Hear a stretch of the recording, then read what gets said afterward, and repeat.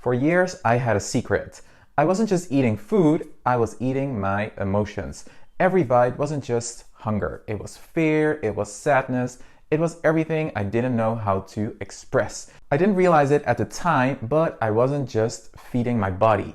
I was trying to fill an invisible void inside of me.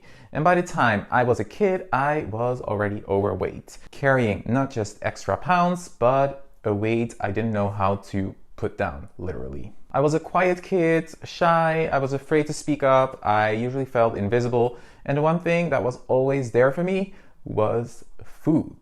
It became my comfort, my escape, my way of dealing with emotions I was too scared to feel or face. But here's the thing about emotional eating. It never actually solves the problem. And in today's video, I want to share how I broke from that cycle, how I stopped eating my emotions and finally started healing. Because if you've ever turned to food for comfort, if you've ever eaten not just because you were hungry, but because you were sad, stressed, or overwhelmed, this video is for you. And I don't say that there's anything wrong with it because it happens to everyone, but it's always good to be conscious and to have some tools to deal with it. So I wasn't always an emotional eater. Before my parents' divorce, this wasn't a thing. I ate normally, I didn't really overthink food, and food didn't hold the kind of power over me that it later would. But everything changed when my parents split. So I was 7 years old, I think, when my world flipped upside down. I moved in with my mom, far away from my dad, and suddenly I had a new stepmother in my life. So the new girlfriend of my dad, well, she was different. She was critical, she was manipulative, and she didn't really like the attention my dad gave me and my sister. She made weird comments about my eating. She judged the way I looked. She made me feel ashamed of wanting more.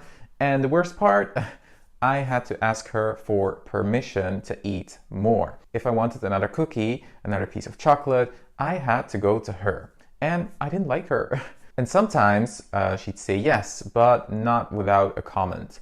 Are you sure you need more? Haven't you had enough? You're going to get fat if you keep eating like that. And I can still hear her voice in my head when I say this. And each time I was feeling worse because I wasn't just hungry, I was trying to feel something deeper. And that's the thing about emotional eating. It's never just about the food. It's about what the food represents to you. And for me, food was comfort when I felt lonely, control when everything else felt chaotic, a way to silence the emotions I was too afraid to face. But here's the problem. Oh hey, if you're watching this by the way, chances are you are tired of surface level connections. You want something real, you want a love that lasts. And I get it, the dating scene can feel exhausting. Apps, ghosting, endless casual encounters, it's easy to feel like genuine connection is impossible to find nowadays.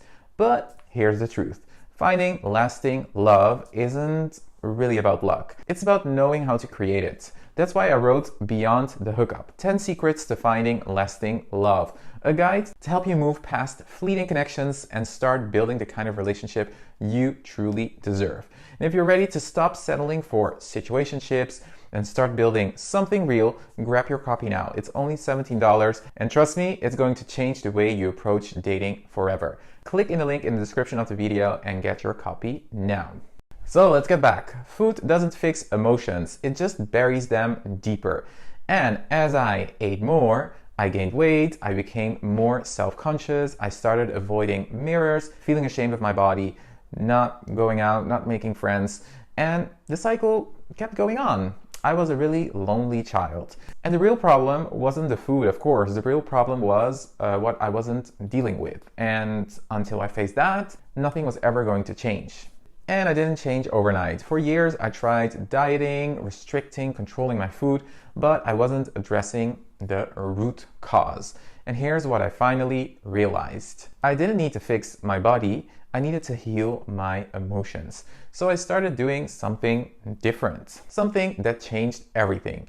And no, it wasn't a new diet, it wasn't willpower, it wasn't forcing myself to stop eating, because this was never about food in the first place. If you've ever struggled with emotional eating, if you've ever reached for food not because you were hungry, but because you were hurt. If you've ever felt like no matter how much you eat, it's never enough to fill the emptiness inside, I want you to know you are not broken. I think it happens to a lot of people. And if you want to stop eating your emotions, the answer isn't more control, it's healing what's underneath. It's shedding light on the void you are trying to fill with food. And once you are able to fill this emotional void and address it, everything will start to change.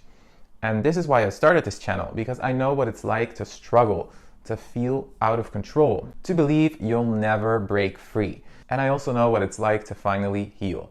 So if this message resonated with you, subscribe, because this is just the beginning. And remember, your body is not the problem. Your emotions are not the enemy, and you deserve to be free.